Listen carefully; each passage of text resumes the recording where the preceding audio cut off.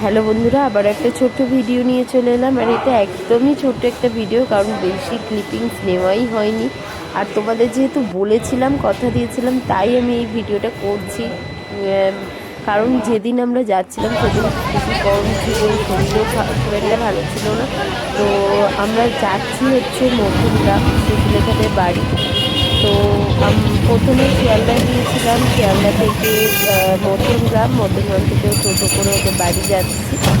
আমি আর অর্ঘ গিয়েছিলাম, তোমাদের বলেওছিলাম আগের ব্লগটাতে, ওর যে স্বাদের ব্লগটা আছে সেই ব্লগে বলেছিলাম। আর এই দেখো, স্মৃতিলেখার ছেলে হয়েছে। দেখো, ও তো আমরা যখনই গেলাম সেই তখন থেকেই ঘুমোচ্ছে, তার আগে থেকেই ঘুমোচ্ছে।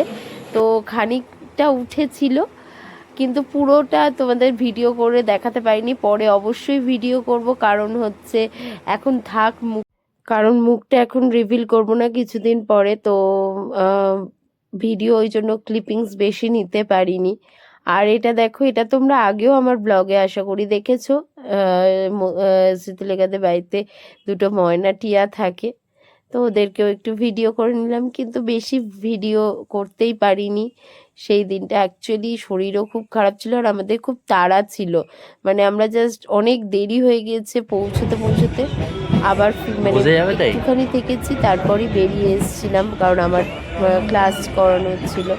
আর এইখানটা হচ্ছে দমদম, তোমরা অনেকেই চেনো, মানে বুঝতে পারছো আশা করি। তো অ্যাকচুয়ালি আমাদের কলেজটা ছিল দমদমে, আর আমরা মানে আমার আর অর্ঘ্যর মানে রিলেশন শুরু হচ্ছে এখান থেকে।